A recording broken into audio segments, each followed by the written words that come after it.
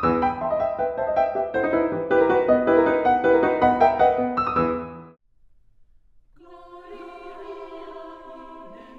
did you get started with music as a kid?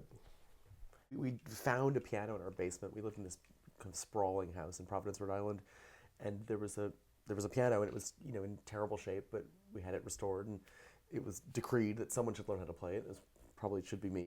Someone had put it so deep in the basement that there was no possibility that anyone would ever find it unless we were looking for something, which we were, and then we found it.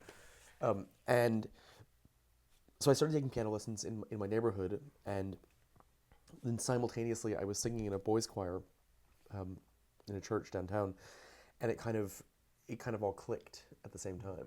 So those are the two kind of simultaneous pathways in. And so were you on this piano 24/7? I was, yeah. Actually, at first I was kind of reluctant because it was this thing that it was this kind of enemy. Like I didn't like to practice. I didn't like to do anything. And then once I really got into it, then I really got into it. It happened very quickly. I started playing kind of dopey children's piano, but then at a certain point when I got really good really fast. Basically, like there was a period of being really bad, and then there was like a 3-month period of very intense acceleration.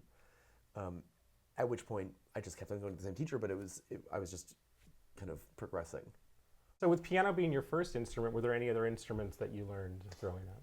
The piano was and is my main instrument. I had the opportunity to play the organ at the church where I was singing, and once my voice started to kind of come close to changing, it was deemed that I would be probably a more useful organist than singer. But I never actually branched out into anything else, which I still regret.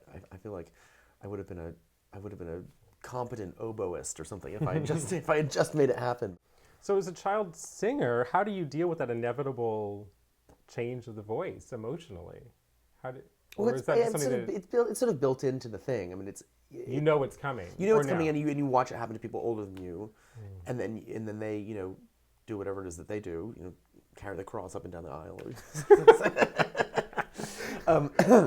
It's I have to say it's not something that I really worried about that much. In fact, it was a kind of when you're a treble, you're aware that it's a finite kind of season. For me, I have to say, like the music I learned as a treble is still the music that is my kind of go-to. It's the music that I love the most. It's the music that I reference the most. It's the music I think about the most.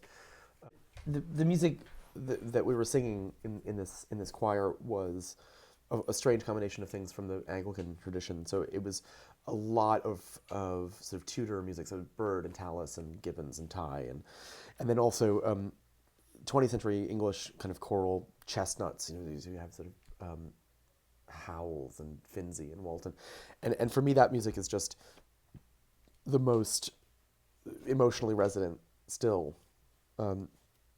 And for me, I mean, the music of William Byrd is something that I feel like I have this continued conversation with it.